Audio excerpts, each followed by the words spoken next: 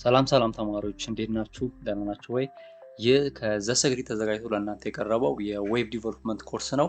እንግዲህ በቀጣዩ ኢንትራንሳችሁን ከጨረሳችሁ በኋላ ክረምት ላይ በሚኖረን ጊዜ በ8 ዊክ የሚያልቅ በ8 ሳምንት ውስጥ የሚያልቅ የፉል ኮርስ የዌብ ዲቨሎፕመንት ኮርስ አዘጋጅተንላችኋል ማለት ነው።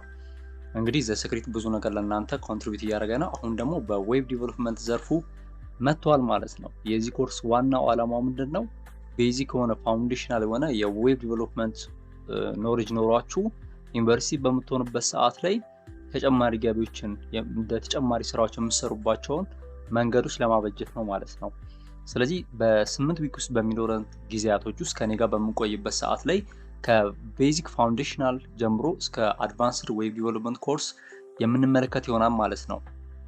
እንግዲህ መጀመሪያ ሞጁል አዘጋጅተንላችኋል። ሞጁሎቹ ምን እንደሚመስሉ እስኪ እንመልከት። እንደምትመለከቱት ወደዚህ ጋር እንደምትመለከቱት እስከ 8 ሳምንት ድረስ የምንማማርበትን ነገር በ5 ሞጁል ከፋፍለን አስቀምጠናል ማለት ነው። የመጀመሪያው ምንድነው? የዌብ ኤንድ ኢንተርኔት ፈንዳሜንታልስ ነው። ምንድነው ኢንተርኔት ከሚለው ጀምሮ ነው የምንጀምረው። ኢንተርኔት እንዴት ይሰራል? ምንድነው ኢንተርኔት? ዌብሳይቶች ምንድናቸው? ዌብ አፕሊኬሽን ምንድነው? እንዲሁም ደግሞ ዌብሳይቶች ላይ የምትመለከቷቸውን ኤችቲቲፒኤስ ፕሮቶኮሎች ምንድናቸው የሚለውን ነገር ባጭሩ በሚገርም ሁኔታ እንመለከታለን ማለት ነው። ቲዮሪ ፓርት አይበዛውም፣ በፕራክቲካል እንመለከታለን ምንድናቸው እነዚህ ነገሮች የሚለውን ነገር ማለት ነው። ይህ በመጀመሪያው ሳምንት ዊክ 1 ውስጥ የምንመለከተው ነገር ነው ማለት ነው። ዌብ ኤንድ ኢንተርኔት ምንድናቸው የሚለውን ነገር በትክክል እንመለከታለን፣ አሪፍ ፋውንዴሽን በሚሰጣችሁ መልኩ ማለት ነው።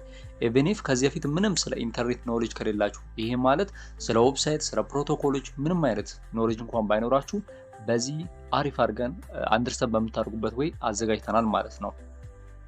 ከዛም በመጀመሪያው ሳምንት ይሄን ከጨረሳችሁ በኋላ በዊክ 2 ደግሞ ቤዚክ ኮምፒውተር ስኪል እንሰጣችኋለን ማለት ነው።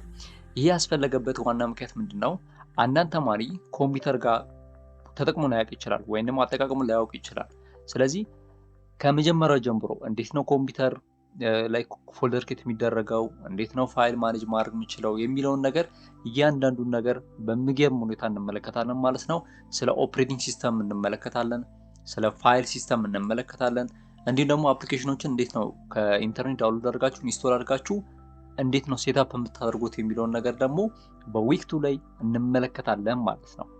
ስለዚህ ይሄኛው በሁለተኛው ሳምንት በዊክ 1 እና በዊክ 2 ይሄን ከጨረስን በኋላ አሁን ስለ ኢንተርኔት ግንዛቤ ይኖራችኋል። ከዛም በኋላ ኮምፒውተር አጠቃቀም ትችላላችሁ ማለት ነው። ስለዚህ ወደ ሶስተኛው በምንገባበት ሰዓት ላይ ብዙ ኖሌጅ ይዛችሁ ነው የምታልፉት ማለት ነው። ስለዚህ በሞጁል 3 ደግሞ ያዘጋጀነው ምንድነው?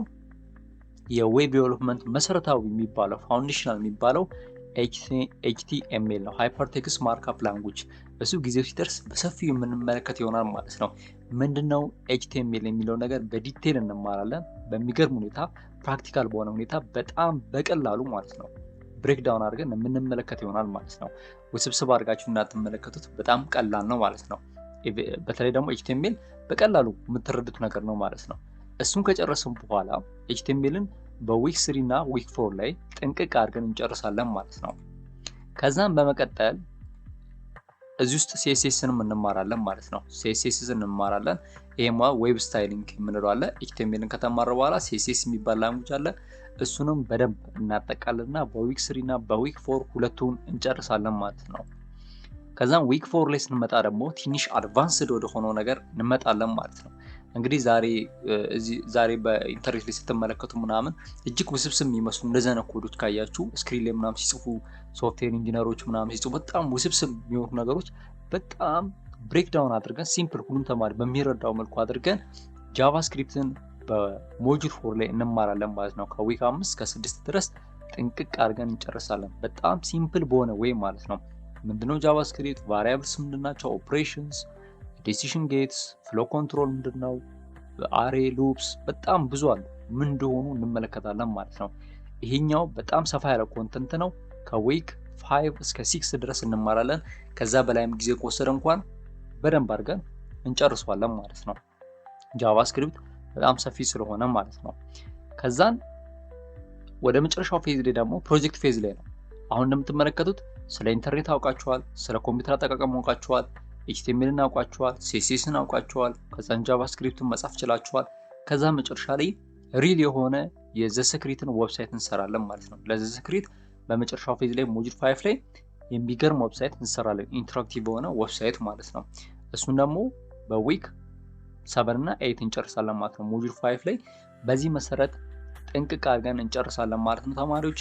እንዲሁም ደግሞ ተጨማሪ ቲፖችን ስለ ዩአይ ዲዛይን፣ ስለ ግራፊክስ ተጨማሪ እንዴት ነው ዌብሳይት ዲዛይን የሚደረገው ከሚለው ጀምሮ አሪፍ ኖሌጅ ይኖራቸዋል ብዬ አስባለሁ።